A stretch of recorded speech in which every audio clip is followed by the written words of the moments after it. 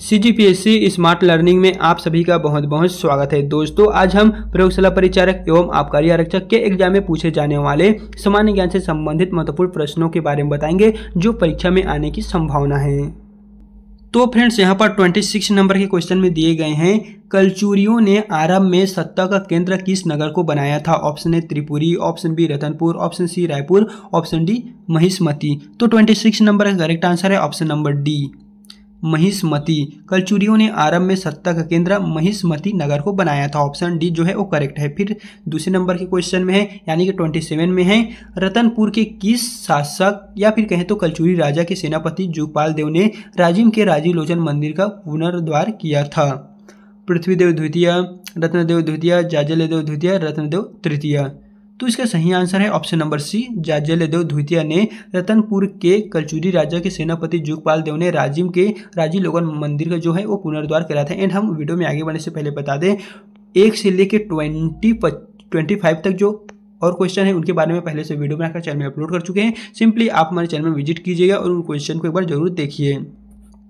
फिर यहाँ पर नेक्स्ट क्वेश्चन है, निम्नलिखित कथनों पर विचार कीजिए। कलचुरी प्रशासन में राजा के जो यहाँ पर अधिकार थे वो सीमित थे। प्रशासन के विभागों का दायित्व अमात्य मंडल के सदस्यों पर होता था। राज्य गढ़ों में विभाजित था तथा प्रत्येक गढ़ में 84 ग्राम होते थे। तो आपको बताना है कि जो कथन 3 दिए गए हैं इनमें से कौन सा सही है, कौन सा असत्य है। तो चलिए इसका जो सही आंसर है वो हम ही बता देते हैं, वो है ऑप्शन नंबर सी, 2 और 3। कलचुरी प्रशासन में राजा के अधिकार सीमित थे। प्रशासन के विभागों का दायित्व अमात्य मंडल के सदस्यों पर था। हाँ, जो यहाँ पर 2 क्वेश्चन के अकॉर्डिंग जो कथन दिए गए हैं ये जो फ्रेंड्स करेक्ट है, लेकिन जो 3rd नंबर का है ये डिसकरेक्ट है।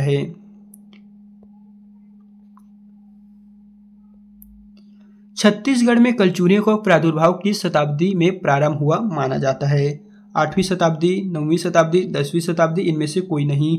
तो 29 नंबर का करेक्ट आंसर है ऑप्शन नंबर बी, 9वीं शताब्दी। छत्तीसगढ़ में कलचुरियों का जो आरंभ हुआ वो 9वीं शताब्दी में ही देखने को मिलता है। कलचुरियों का मूल पुरुष किसे कहा जाता है? कलिंगराज को, कोक्कल को, वामराजदेव, कृष्णराज को। तो कलचुरियों का जो मूल पुरुष के नाम से जाने जाते थे वो है कृष्णराज। ऑप्शन डी है वो करेक्ट हो जाएगा।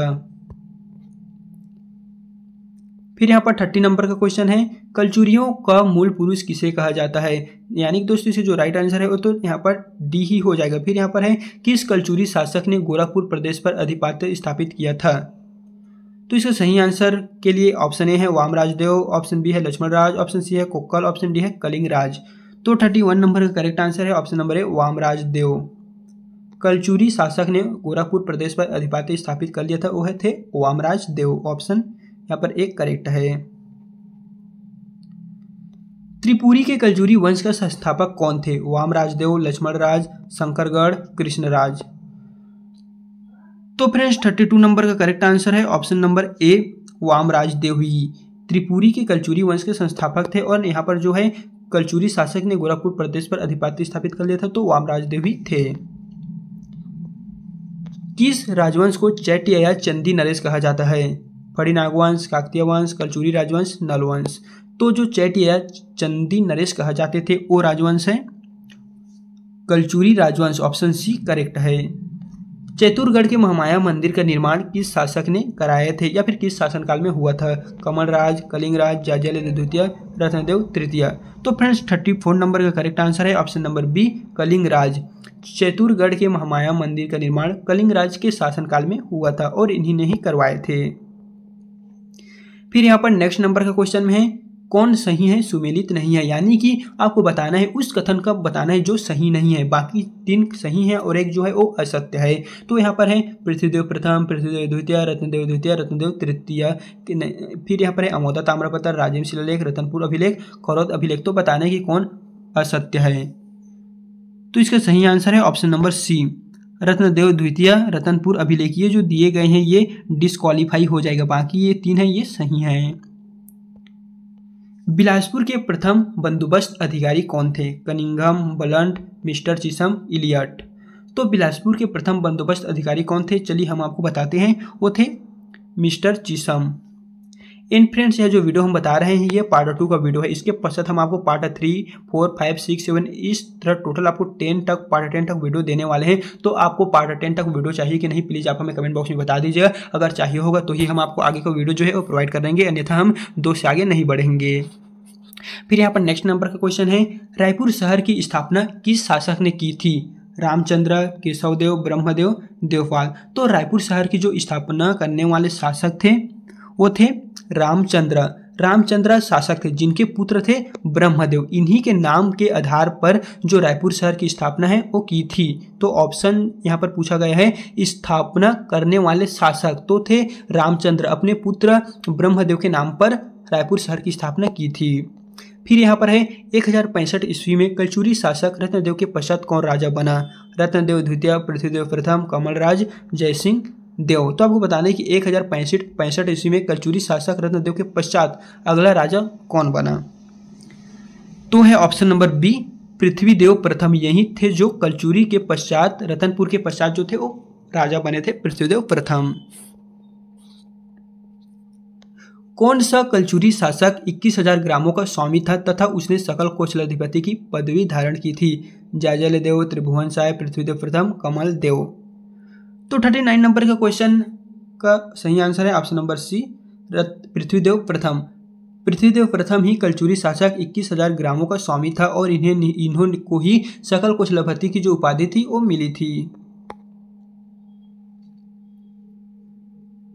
कलचुरी वंश की रायपुर लहुरी शाखा का संस्थापक था? केशवदेव, रामचंद्र, अमर सिंह, देवपाल। तो आपको बताना है कि रायपुर लहुरी शाखा के जो संस्थापक थे वो कौन थे? तो है केशवदेव। ऑप्शन जो ए है ये सही हो जाएगा। रतनपुर के कलचुरी शासक जयजलदेव प्रथम का शासनकाल था। आपको बताना है कि जयजलदेव प्रथम ने किन अवधि से किस अवधि तक अपना शासन किए थे? 1120 से 35 ईस्वी तक, 1065 से 95 ईस्वी तक, 1165 से 78 ईस्वी तक, 1095 से 1120 ईस्वी तक। तो 41 नंबर का करेक्ट आंसर है ऑप्शन नंबर डी, 1095 से 1120 ईस्वी तक जो है वो रतनपुर के कलचुरी शासक जयजलदेव प्रथम ने शासन किए थे।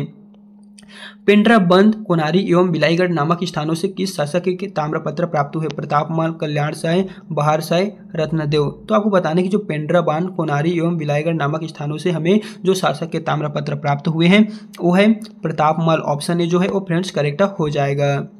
फिर यहाँ पर 43 नंबर के क्वेश्चन में दिए गए हैं, निम्नलिखित कथनों पर विचार कीजिए। रतनपुर के कलचुरी शासक वारेंद्र काल में राजधानी रतनपुर से कौन सा स्थापित कर दी गई थी? वारेंद्र का शासनकाल 1480 से 1525 ईस्वी के मध्य माना जाते हैं। तो यहाँ पर आपसे कुछ क्वेश्चन के अकॉर्डिंग ऑप्शन दिए गए हैं जिसमें से आपको बताना है कि जो ऑप्शन उपरोक्त कथनों में से कौन सा कथन सत्य है। तो इसका जो सत्य आंसर है ऑप्शन पहला और दूसरा, यानी कि रतनपुर के जो कलचुरी शासक वाला है और वारेंद्र का शासनकाल, ये जो दोनों ही ऑप्शन दिए गए हैं कथन है ये दोनों के दोनों ही करेक्ट हो जाएंगे।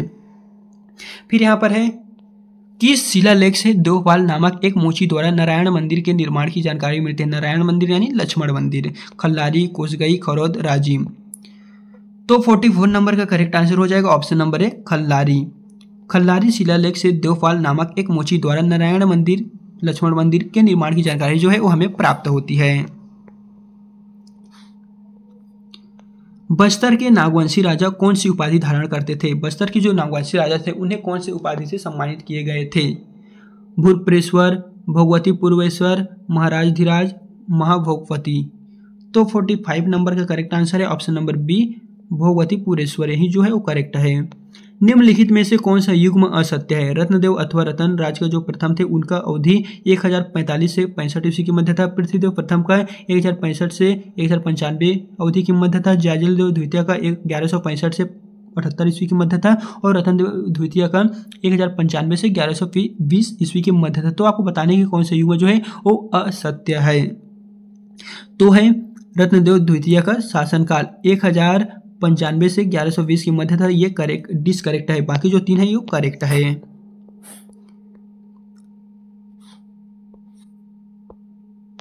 कलचुरी शासन के अंतर्गत मंडी में सब्जी बेचने के लिए जो परवाना या परमिट लेना होता था वह था रोमक, युगा, लेखी, बोड़ी।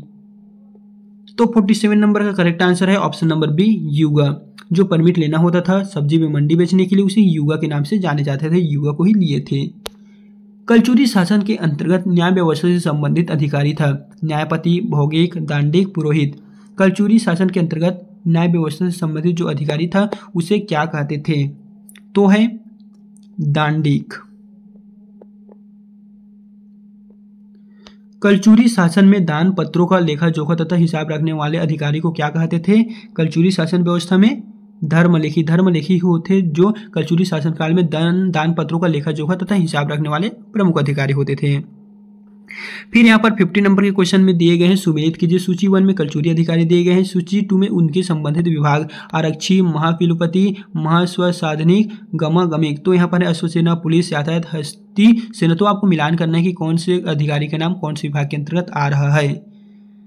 तो इसका सही आंसर हो जाएगा फ्रेंड्स ऑप्शन नंबर यहाँ पर दिए गए हैं सी में। चलिए हम आपको मिला के बता देते हैं। दूसरा का जो हो जाएगा आरक्षी, वो है सॉरी दोस्तों, यहाँ पर पहला आरक्षी हो जाएगा पुलिस में, और महापिलुपति जो है वो हो जाएगा पहले अश्वसेना में, और जो सी है महाअश्वसाधनिक ये हो जाएगा अस्थि सेना, और गमागमिक ये आता। इस तरह जो है वो फाइंड आउट हो रहा है। तो इस तरह हमने आपको 26 से लेके 26 से लेके 50 तक के जो महत्वपूर्ण इंपॉर्टेंट क्वेश्चन थे उनके बारे में बता दिए। एंड आगे का वीडियो के बारे में आप हमारे चैनल को जल्दी से सब्सक्राइब करके रख लीजिएगा, ताकि जब भी हम अपलोड करें तो इस वीडियो की नोटिफिकेशन आप तक सबसे पहले पहुंचे। तो दोस्तों अगर आप भी इसी तरह की नए वीडियो पाना चाहते हैं तो आप हमारे चैनल को सब्सक्राइब कर लीजिए। साथ ही आप हमें कमेंट बॉक्स में बता दीजिए कि आपको अगला टॉपिक जो है वो किस टॉपिक पर वीडियो चाहिए। हम उस टॉपिक पर आपको जल्द से जल्द वीडियो बना के प्रोवाइड कर देंगे। एंड इससे पहले हमने हमारे चैनल पर छत्तीसगढ़ सामान्य ज्ञान, छत्तीसगढ़ स्वतंत्रता आंदोलन में भागीदारी, इस तरह बहुत से जो टॉपिक है, रीजनिंग में बहुत सारे हैं, उन सभी के बारे में पहले से वीडियो बनाकर चैनल में अपलोड कर चुके हैं।